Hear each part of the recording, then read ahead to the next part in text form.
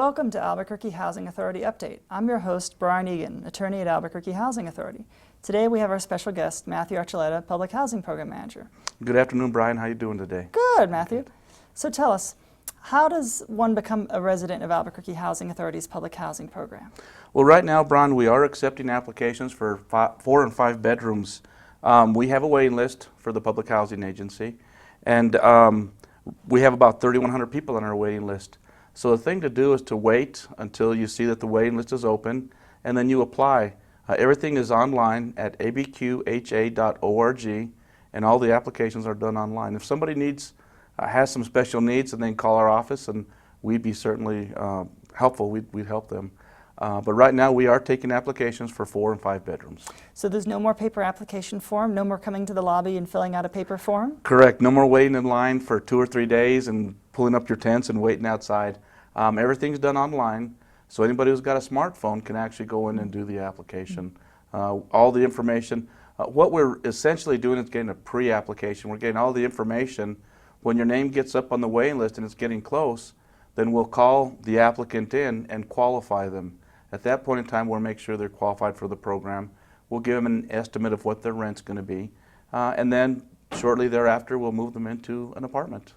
Great. And so where are the public housing units located? We have 953 units scattered across the city of Albuquerque. They're actually in all 4 quadrants.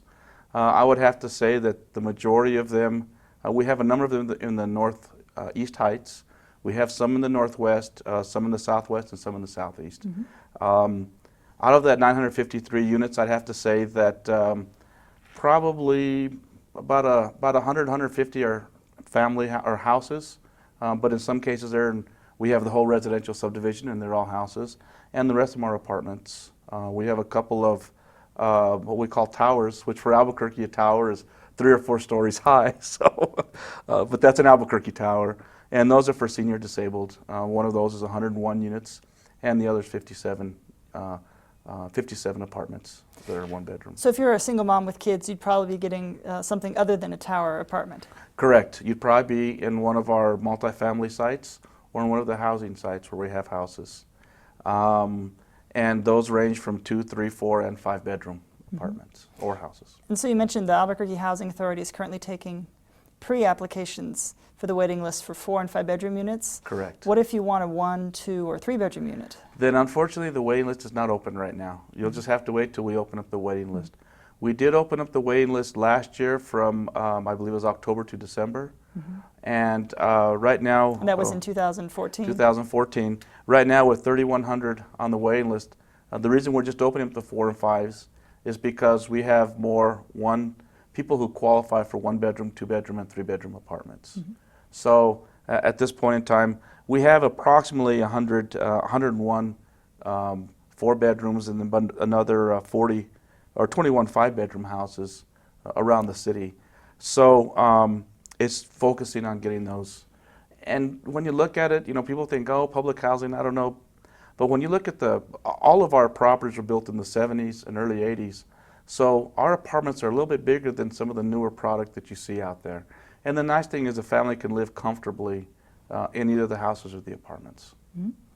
And also, how late is the waiting list open for the 4 and 5 bedroom units? What's the cutoff time?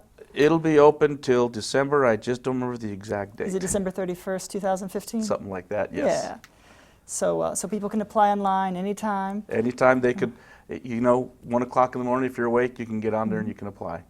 And we do have preferences, so if you do have a preference, whether you have a disability or if you're a working family, you may still qualify. So the thing is to go ahead and apply online, and those preferences will actually move you higher on the waiting list. And does that mean everybody in the household needs to be disabled or elderly, or just one person? No, it needs to be the head of household that's disabled or elderly that would qualify them for that. If you have a disabled household, that would be if a child is disabled, you will still qualify, but the preference would be on the head of household. And se habla español? Is the form in Spanish as well? Yes, it is. Yes, it is. Although it doesn't talk, because if you're on your computer, unless you have a talking computer. No, just kidding. Yeah, but we have Spanish-speaking staff as well that can help We people. do. We have a number of staff that speak Spanish that can help, and our public housing intake specialists actually speak Spanish too. So we will help. Yes. Muy bien, señor. And also, if we have applicants that need translation to some other language, we could make that happen, right? We do. For the most part, we subscribe to a service that if we need somebody, they let us know in advance. The key thing is give us some advance warning, and then we'll get someone to come in and translate. And we've had to do that for a number of different dialects. Northern New Mexico Spanish, Southern, no, just kidding. No, other languages besides Spanish. So what are some of the eligibility criteria if someone wants to become a public housing unit resident? I would say the first and foremost is income. You have to be in a certain income bracket to qualify, and the rent goes according to your income. So ours are similar to other public house or to other subsidized housing programs that you see out there. The rent is 30% of your adjusted income. And the thing about public housing is different from some of the other programs is you have to be at or below the 80th percentile to qualify to live there. So you could be making a pretty good amount of money to get the restricted or the subsidized rent. Number of people in your household will qualify you. Here again, we talked about the preferences being the disability or a working family. We have a preference for working. If you're working or if you're in school or if you're disabled, we give preferences for that. The other thing that a lot of people don't know is if you're here and maybe you're not legal, you still may qualify, but you don't qualify for the subsidy. So let's say we have a household where it's maybe a single father has 3 children, and all his 3 children were born here in the United States. They'll still qualify, but he'll have to pay his portion of the rent for him. So if the rent was $400 or $500, he would be paying a little more because he wouldn't qualify for the subsidy, but because his family are citizens and they would qualify for the program. And that's good. It makes it fair. I mean, the federal government's looking at making it fair for everybody. And you're referring to mixed immigration status? Yes, a mixed immigration status. And correct. So the person that's not a U.S. citizen and doesn't have a visa would just be paying the market rate for their bedroom, and the kids that are citizens get the subsidized rate. Get the subsidized, correct. Because they're citizens, they have equal rights. Yes, and that's exactly correct. So that's good. I mean, it benefits everybody. And do we do a criminal background check? We do. Some of the other qualifications we do is we do a credit and a criminal check. We have our standards, which are the ACOP, and Is go that ahead and tell admissions, me. The admissions. Continued occupancy policy? That's exactly what it is. I forget all the alphabet soup sometimes because there's a lot of it. But in that occupancy, we can actually go back 7 years and check your criminal. And what we're really looking for is someone who's been has a felony for drug possession or for the sale of drugs, anything with a weapon, you know, of any aggravated weapons, shootings, killings. Our apartments are for households, for families, and we have a safe environment, and we want to continue to have a safe environment. So we run criminal checks on everybody. HUD does require certain qualifications on criminal checks, and one of them is if you are a registered sex offender, you automatically will never be in public housing. If you've ever been convicted of having a meth lab at a public housing site anywhere in the United States, you will never again live in public housing. But we take that a step further, and we go back 7 years, and if you've ever been convicted of selling drugs or things like that, you're not going to qualify to live in public housing.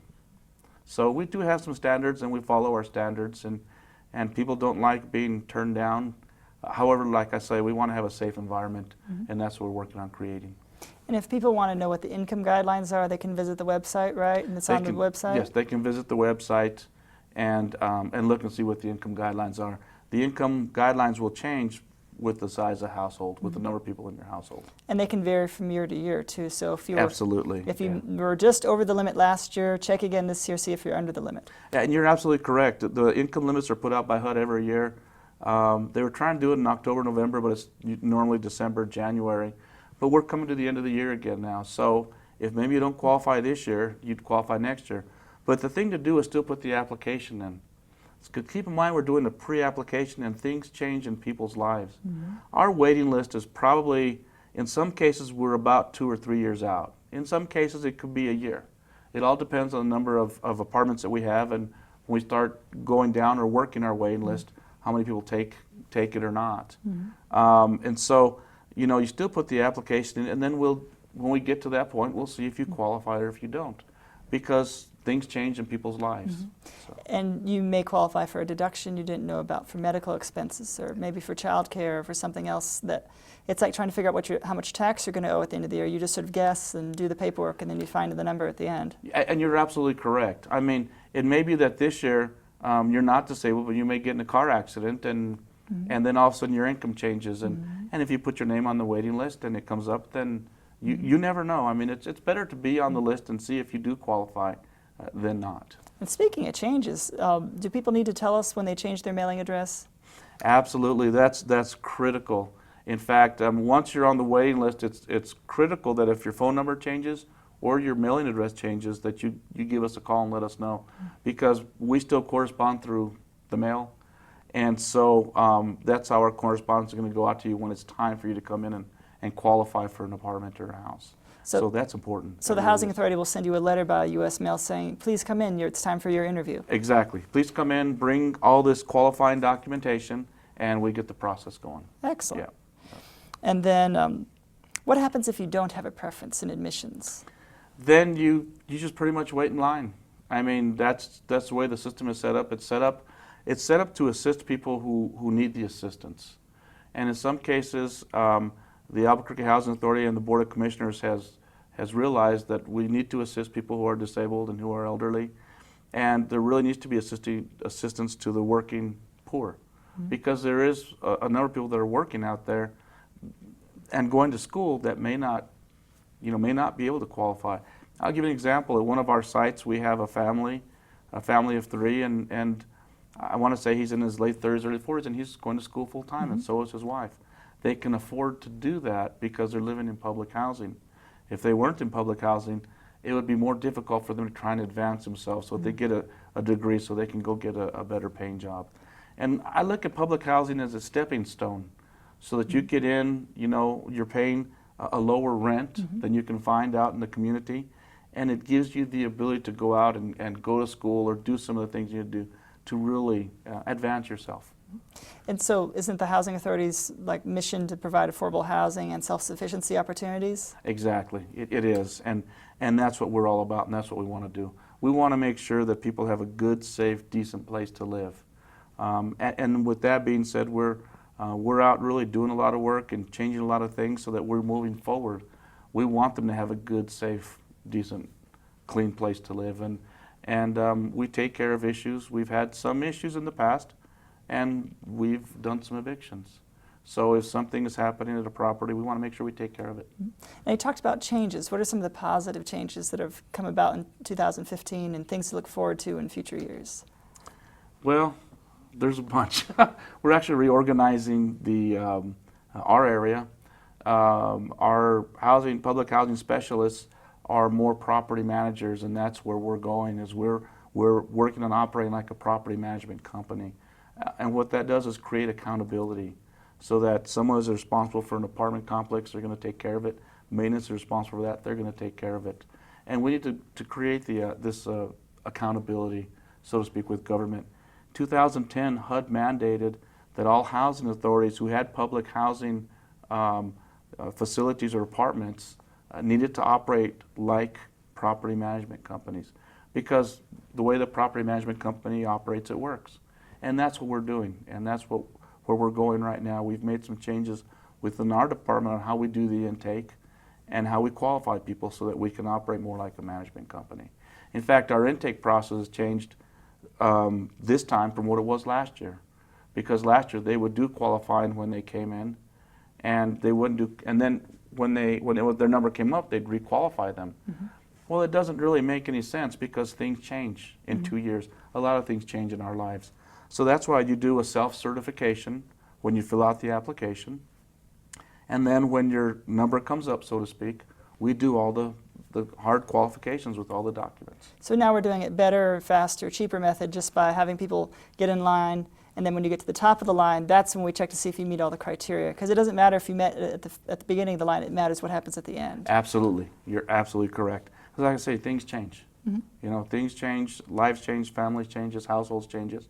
And so we just need to make sure that we're keeping up with people's changes. Now, are there physical changes that are going on now at the public housing developments to help make life better for residents? We've been doing a lot of changes in the last in the last year and a half. We've actually added some new playgrounds. We're going out and taking out all our old playgrounds. I think we've got 2 left and putting in some new playgrounds. We're also, years back I was able to do some studying in what's called crime prevention through environmental design. The fact that our properties were built in the 70s and 80s, they weren't really designed to prevent crime and to prevent certain things. And you can see that when you're driving through neighborhoods, how houses are designed. They're designed differently now.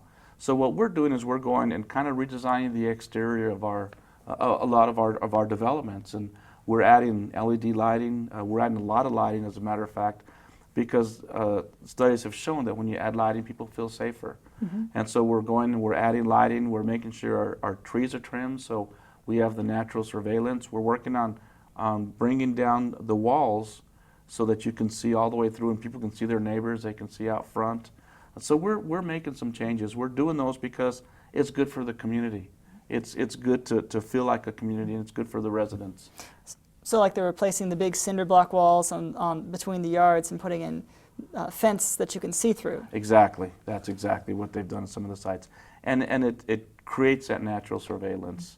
And I know some people don't like people looking in their yards, but I'd like to know, if someone's breaking in my backyard, I want to know.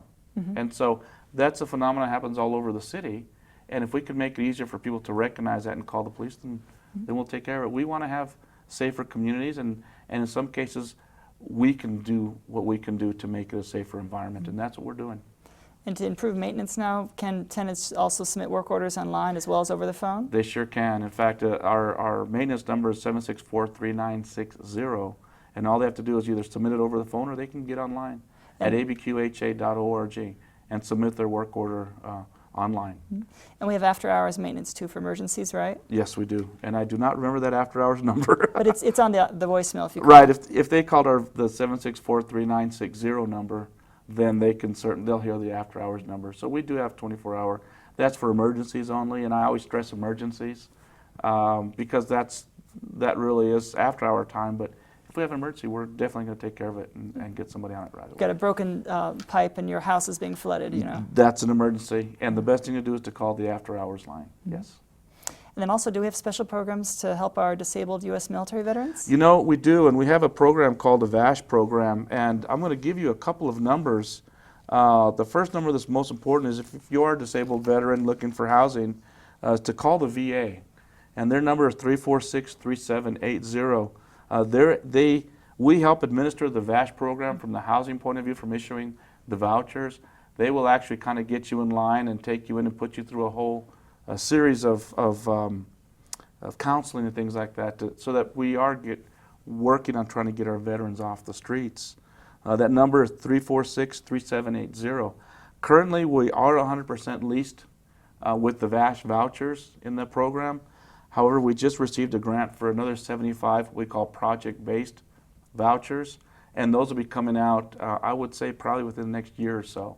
So we're working with the VA to really give veterans a place to go and a place to stay so that we can end the homelessness with the veterans.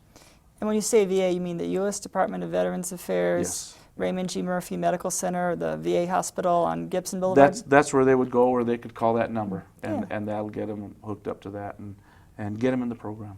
Wonderful. So, yeah.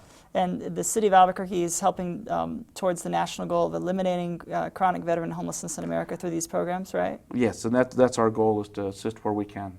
So. Wonderful. Now, you talked a little bit about vouchers. So does the Albuquerque Housing Authority have a separate program besides public housing? Yeah, there's actually 2 programs that operate out of the Albuquerque Housing Authority. One is, of course, the public housing, and in those we actually own those apartments and those homes. Mm-hmm. The 953 I talked about earlier. The other program is the Housing Choice Vouchers, and that's where someone who applies or who's been on the waiting list gets a voucher, and they can go rent an apartment. The voucher is going to be, whatever bedroom size is for their household size, and they would go to their landlord, and the rent is going to go according to their income, and HUD actually reimburses the landlord or pays the balance of the rent to the landlord for that particular program. Right now, we probably have about 2,500 on that waiting list. And that waiting list hasn't been open for a couple years now because it takes time to kind of work through that list. So if you're in line for a Section 8 housing choice voucher for rental assistance, it might still be a couple more years. Possibly, yeah. And if you haven't applied for a Section 8 voucher, generally you won't be able to apply for one for a while. Right, So you because should look that at- waiting list isn't open right now, correct. So are there other programs people can look at if they're not in line for public housing and they're not in line for Section 8? There's a number of programs around the city of Albuquerque that they are. Some of them are project-based, Section 8, where the rent there again goes according to your income. There's some senior properties as well as some family properties with project-based Section 8. And there's also it's called the tax credit program, but it really is an affordable housing program. And in that program, it's not subsidized, but the rent is restricted, as well as the income to move in is also restricted. Once you move in, you could be making more and still live there. But those are also to start and to help people to find good affordable housing. There's a number of programs around the city. There's a couple of places where you can get a list. You can certainly call our office at 764-3920, and they can get you a list of all the programs. Or you can go on to the New Mexico Mortgage Finance Authority's website, which is housingnm.org, and they have a list of all the affordable housing programs in the city of Albuquerque. And so the Mortgage Finance Authority, MFA, housing.nm.org, they oversee statewide all the low-income tax credit housing complexes? They do, and they assist with some of the Section 8, the project-based housing. At one time, they were the contract administrator, but HUD has made some changes, and I know there's still things going on with that. But more than likely, in the future, I would think that they would be back and working with the project-based Section 8 properties. And so if someone wants to become a resident in one of those other programs, they just apply at the site? They apply at the site. All those sites do have their own waiting lists. So the thing to do is to get the numbers and go down and see what their preferences are, because not all of those sites accept everybody. Some of them are just strictly senior disabled. There's some other programs that are specifically for seniors, and there's other programs that are specifically for disabled. So it all depends on the program, but there's subsidy available out there, and it's just really going out and seeing what you can find. And some of them are the new apartment buildings that have been built downtown? There is a few that are built downtown. There's a few that are around the city that have been built. So every year people apply for these tax credits, and based on how the MFA kind of divvies them up is when they start building. So every year you may see some new apartments coming into the city of Albuquerque that are affordable housing.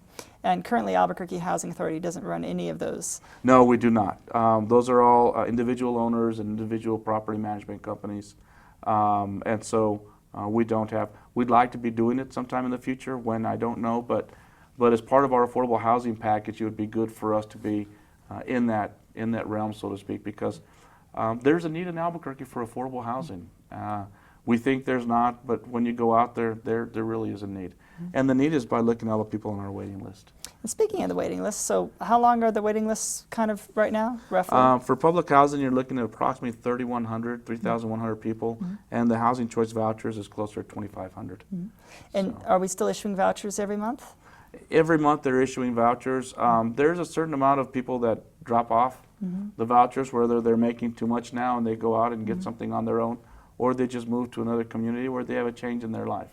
So those get turned in, and so every month they are issuing new vouchers and going down that waiting list. So I wouldn't doubt it if within the next year or so that waiting list may be open. The thing to do is to get on our website, go into abqa.org and look and see, and stay on there, make it a favorite and check it every now and then to see what waiting lists are open and who we're accepting, for pre-applications. If someone needs rental assistance, maybe they could make it a habit once a month when they write their rent check. They also check the Housing Authority website saying, is it time to apply yet? Is it time to apply yet? They could do that. Yeah. They could do that. And that is certainly a possibility. It's the habits that we get into. If you want to have good, clean, safe, affordable housing, then you just have to keep looking. Like I say, supply is, there's not a big supply of it here, but you keep looking and you'll find it. So. And speaking of supply, does the public housing system have new tenants moving in every month, if not every week? We do. We do have vacancies. We do have people that are either moving or by other choices they're leaving, and so that's where we access the wait list. that's when we go to the wait list and we start, we start getting people off the wait list, qualifying them, and usually once we contact them, it could be anywhere from 2 to 3, maybe 4 months, but we try and, once we contact them, qualify them, we try and have something within the month or so to get them in there. It takes a little bit longer, depends on what we've got available. Oh, yeah. So. And what are things people can do to get ready to move into public housing? The biggest thing, the thing that we see that people aren't prepared for is to have at least some money saved. At least have your first month's rent and security deposit saved. And if you haven't had utilities on your name, save the money for the deposit on the utilities. That's a critical thing. Or if you have, if you can borrow from grandmother, have somebody have some money for you so you can get in. It doesn't cost much because, as I mentioned, the rent goes according to your income. So, for example, somebody who's on Social Security disability, their security deposit is probably going to be $250 or $300, and the rent's probably going to be around the same amount too, $250, $300. So, have the money saved. When they call you and you come in, start saving and get ready, because that's important to have everything ready. The other thing that's important is the utilities. We see a lot of people who have past utility bills that they have never gotten paid. Clear your utility bills so that you can get the utilities on in your name. It is a requirement of our lease that your utilities need to be in your name and not in other people's names. So that's, and we check that when people move in. So maybe save that income tax refund that you get from the child tax credit so you can use it to get into public housing. That's exactly. Wherever you can save it, save it. Put it away, put it in a sock. Put in a sock in your drawer and don't tell anybody. Put a little thing, do not take, or whatever it takes. But yeah, save the money. And it's not a lot to save, but it's important to have it so that when you get the phone call, you go right in. You're ready to roll. Well, thank you, Matthew. I've appreciated having you as my guest here for Albuquerque Housing Authority Update. And again, people can apply for public housing 4 and 5 bedroom units through December 31st, 2015 at abqha.org.